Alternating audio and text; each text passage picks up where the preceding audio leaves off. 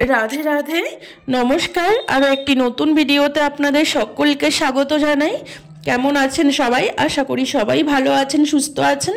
আর রাধারানীর কৃপায় আমরাও খুব ভালো আছি। তো আজ শনিবার, এখন বাজে সকাল 9টার মতো। তো সকাল সকালই আজকে আমার গোপীনাথের স্টিঙ্গার পুজো আরতি হয়ে গেছে, শুধু এখন সকালে ভোগ লাগানোটা হয়নি। তো এখন আমি গোপীনাথের জন্য বাল্যভোগ তৈরি করব, তারপরে ভোগ লাগাবো। তো আজকে গোপীনাথের জন্য বাল্যভোগে ম্যাগি তৈরি করছি। তো ম্যাগি তৈরি করার জন্য আমি কিছু সবজি নিয়েছি, যেমন আলু, টমেটো, বাঁধাকপি, কাঁচা লঙ্কা। তো সবজিগুলো একটু হালকা ভাজা ভাজা করে নিয়েছি। তার মধ্যে একটু মশলা দিয়েছি, মশলা দিয়ে একটু টমেটো সস দিয়েছি। সস দেওয়ার পরে আমি ম্যাগিটাকে আগেই সিদ্ধ করে রেখেছিলাম। ম্যাগিটাকে গরম জলে সিদ্ধ করে জল ফেলে দিয়ে একটু ঠান্ডা জলে ধুয়ে নিয়েছিলাম। তারপরে ম্যাগিটাকে সবজির মধ্যে দিয়ে একটু ভালো করে ভাজা ভাজা করে এর মধ্যে একটু মশলা দিয়ে দিব। তো এই ম্যাগির মধ্যে আমি যে মশলাটা ইউজ করি, মশলাটা কিন্তু আমি বাড়িতেই তৈরি করে নিয়েছি। একটু ধনে, জিরে, গোটা গরম মশলা, জয়িত্রী, জায়ফল সব মশলাগুলো একটু হালকা ড্রাই রোস্ট করে মশলাগুলোকে গ্রাইন্ডারে একটু ভালো ঘুরিয়ে নিয়ে একটু স্মুথ মশলা তৈরি করে নিয়েছিলাম। তো সেই মশলাটাই আমি ম্যাগিতে ইউজ করেছি। আর এই মশলাটা আমি যে কোনো রসা রান্না করতে হলে রসাতে ইউজ করি, কিংবা পাস্তা, চাউমিন, ম্যাগি তৈরি করতে আমি এই মশলাটাই ইউজ করি। তো কেনা ম্যাগি মশলাতে কিন্তু অনিয়ন, গার্লিক থাকে বলে আমি কেনা ম্যাগি মশলা ইউজ করি না। আমি সবসময় বাড়িতে তৈরি করেই মশলা ইউজ করি, এতে করে খেতেও ভালো লাগে। তো যাই হোক, তো আমি সকালে এখন বাল্যভোগে ম্যাগি ভোগ লাগিয়ে দিয়েছি, আর সকালে আমরা ম্যাগি প্রসাদ পেয়েছি। আর এদিকে বাবাও সকাল সকাল বাজার করে নিয়ে এসেছে। তো আজকে সকাল সকালই রান্না বসিয়ে দেব, কারণ দিন এতটাই ছোট হয়ে গেছে আর তাড়াতাড়ি রান্না করে ভোগ লাগিয়ে দিতে হয়। 12:30 1টার মধ্যে ভোগ লাগানো কমপ্লিট করতে হয়, তা না হলে দিন ছোট হয়ে গেছে। বিকেল 5টা বাজতেই পুরো অন্ধকার হয়ে সন্ধে হয়ে আসে। এই জন্য সকাল সকাল রান্না বসিয়ে দেই। এখন শীতকাল আর দিনও ছোট। তো যাই হোক, তো এখন আমার ছেলেকে দেখো তুলসী পাতা রস খাওয়ানো হচ্ছে। প্রতিদিন ওকে এইভাবে নিয়ম করে তুলসী পাতা দিয়ে মধু দিয়ে মিশিয়ে খাওয়ানো হয়, কিন্তু এত জিদ্দি করে, সহজে খেতেই চায় না। এইভাবে জবরদস্তি ধরে ওকে মধু আর তুলসী পাতার রস খাওয়াতে হয়।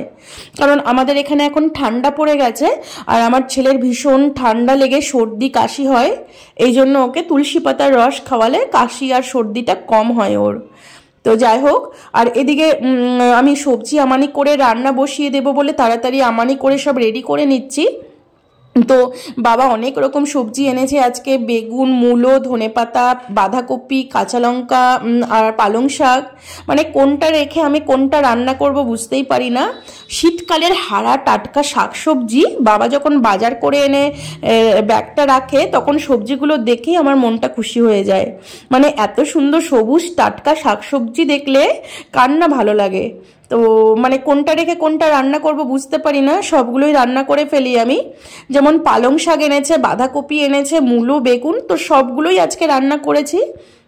দেখো আজকে রান্না করব হচ্ছে আলু আর ফুলকপি রসা, আর তার সাথে আলু, বেগুন, মূলো দিয়ে, বড়ি দিয়ে পালং শাকের ঘন্ট, আর তার সাথে বাঁধাকপির ঘন্ট আর বেগুন ভাজা। আর বেগুনগুলো এত বড় বড়, এত সুন্দর। এই বেগুনগুলো ভাজা খেতে যা টেস্ট লাগে, মানে বলে বোঝাতে পারবো না। এগুলো রুটি দিয়ে বলো, ভাত দিয়ে বলো, সব কিছুর সাথেই ভালো লাগে। তো আজকে বড়ি দিয়ে পালং শাকের ঘন্ট বানাবো, তার জন্য আমি বড়ি নিয়ে নিচ্ছি। আর এগুলো দেখতে পাচ্ছ, এগুলো হচ্ছে মুগ ডালের বড়ি। তো আমাদের এখানে এইভাবেই 1 কিলোর করে মুগ ডালের বড়ির প্যাকেট পাওয়া যায়। এইগুলো বড়ি আমরা ইউজ করি এখানে, খেতেও ভালো লাগে। তো বড়িগুলোকে একটু লাল লাল করে ভেজে নিব, কারণ বড়িগুলো একটু শক্ত হয়, মুগ ডালের বড়ি তো। বড়িগুলোকে ভেজে একটু গুঁড়ো করে নিতে হবে। তো যাই হোক, আর এদিকে আমার ছেলেকে দেখো এত দুষ্টু, মানে একটা সেকেন্ড যদি আমাদের নিচে সিঁড়ির গেট, তো সিঁড়ির গেটটা যদি একটু খোলা পায়, ও সঙ্গে সঙ্গে সিঁড়ির গেট খুলে ওপরে চলে আসে। এখনো ঠিক মতো হাঁটতেই শেখেনি, মানে হাঁটতে শিখেছে, ব্যালেন্সটা এখনো ঠিক হয়নি, পড়ে যায় শুধু। এই জন্য ওকে সবসময় চোখে চোখে দেখে রাখতে হয়। দেখো একটু সিঁড়ির গেট খোলা পেয়েছে, একা একাই ওপরে চলে এলো। মানে ধরতে যাব কি, আমাদের আগে ওই চলে আসে। এই জন্য সব সময় ওকে দেখে দেখে রাখতে হয়। মানে একটা লোক পিছে পিছে ওকে থাকতেই হয়। এদিকে আমি রান্না করছি, তো আমার রান্না করা, আমি কাজে ব্যস্ত থাকি, এই জন্য বেশিরভাগ টাইম বাবার কাছেই থাকে। আর এখন শীতকাল না, ঠান্ডা পড়েছে ভীষণ, আমাদের নিচটাই খুব ঠান্ডা, আর ওপরে এত রৌদ্রু, মানে ওপরটা একটু গরম, এই জন্য ওকে ওপরেই ছেড়ে দেওয়া হয়, ওপরেই খেলা করে সারাদিন। তো এখন আমি পালং শাক রান্না করব, তার জন্য বড়িগুলোকে একটু লাল লাল করে ভেজে নিচ্ছি। এই বড়িগুলোকে ভেজে নিয়ে আমি এই বড়িগুলোকে একটু আধা ভাঙা করে গুঁড়ো করে দিব, কারণ বড়িগুলো একটু শক্ত, এইভাবে যদি গোটা গোটা বড়িগুলো দেই না তাহলে সিদ্ধ হতে চাইবে না।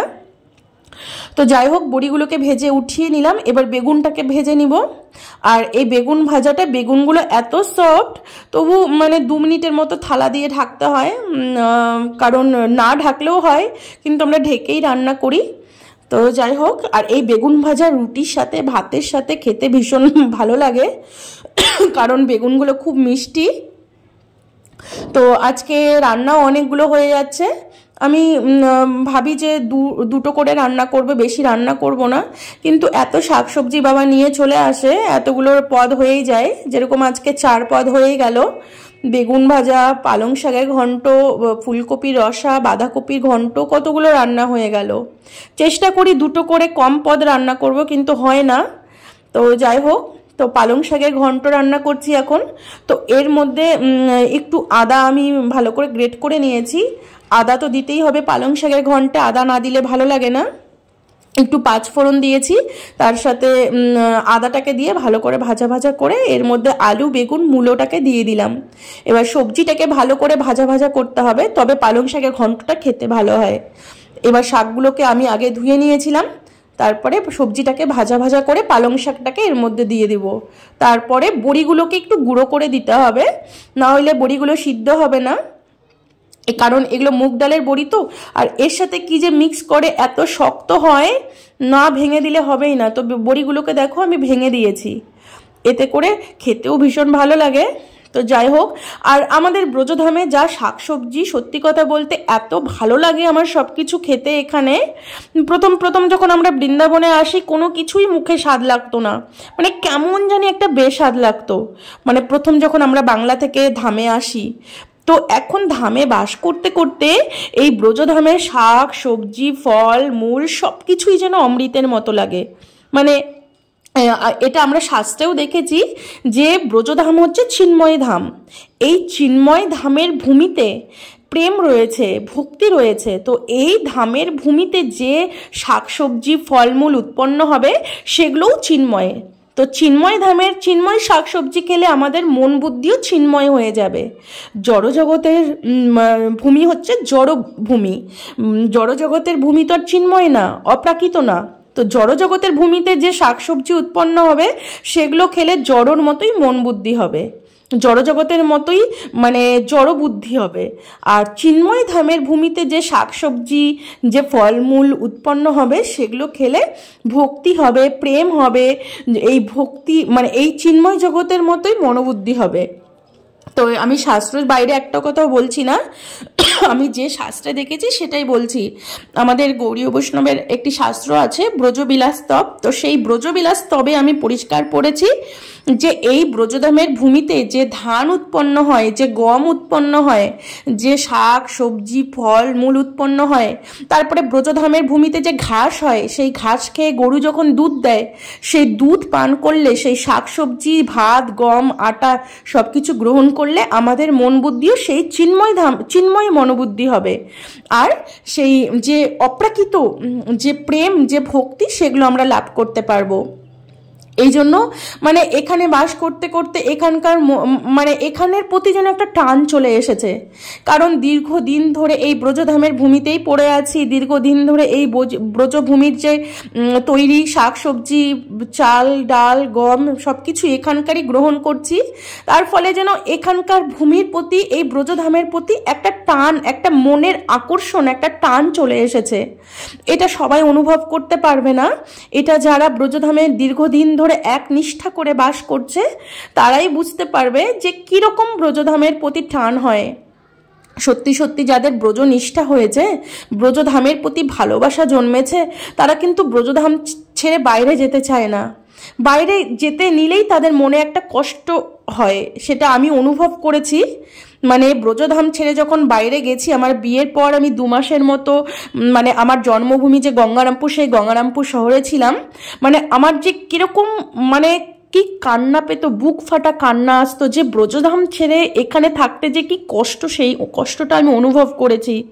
তো এটা হয়, ব্রজধামের দীর্ঘদিন ধরে বাস করতে করতে এখানকার তৈরি শাক সবজি ফলমূল এসব খেতে খেতে এখানকার প্রতি একটা আকর্ষণ, একটা টান চলে আসে। আর এই ভূমিতে যে তৈরি চাল গম দুধ ফলমূল এগুলো খেলে আমাদের ভক্তি হবে খুব তাড়াতাড়ি, যে ভক্তি লাভের আশায় আমরা ব্রজে বাস করছি সেই ভক্তি লাভ হবে। এগুলো আমি শাস্ত্রে দেখেছি, এই জন্য তোমাদেরকে বললাম। তো যাই হোক, তো এদিকে ফুলকপির রসা হয়ে গেছে আমার। তো আমি খুব তাড়াতাড়ি রান্না করার চেষ্টা করছি বলে 2টো উনুনেই তুলে দিয়েছি, একটাতে সবজি রান্না করছি আর একটাতে ভাত। তো ভাত হয়ে গেল, সরি অন্ন, আমাদেরকে ভাত বলতে নেই কারণ আমাদের ভোগ লাগে ঠাকুরের, তো এই জন্য আমাদেরকে সবসময় অন্ন বলতে হয়।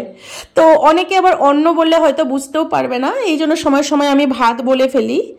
তো যাই হোক, তো এখন আমি বাঁধাকপির ঘন্ট রান্না করছি। তো আমি বাদাম দিয়ে বেশিরভাগ বাঁধাকপির ঘন্ট রান্না করি।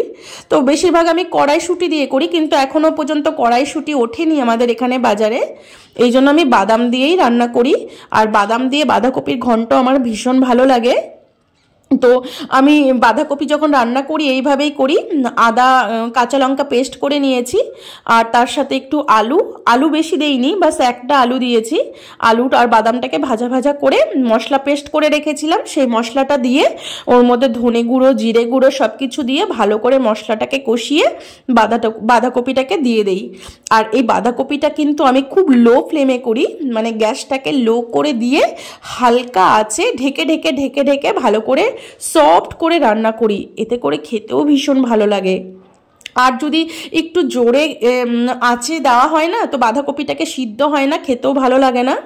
এই জন্য আমি অনেকটা টাইম নিয়ে বাঁধাকপিটা রান্না করি। তো আমার রান্না পুরো কমপ্লিট, দেখতেই পাচ্ছ, রসা আলু ফুলকপি রসা, পালং শাকের ঘন্ট, বাঁধাকপি বেগুন ভাজা। তো দুপুরবেলা আমার গোপীনাথ আজকে এই প্রসাদ পেয়েছে, আমরাও গোপীনাথের প্রসাদ পাবো। রোজ দিন যদি গোপীনাথের প্রসাদ পাওয়া যায় তাহলে আমরা গোপীনাথের মায়াকে জয় করতে পারবো। তো আজকের মতো আমি এখানেই শেষ করছি। ভিডিওটি ভালো লাগলে একটি লাইক কমেন্ট শেয়ার অবশ্যই করো। রাধে রাধে।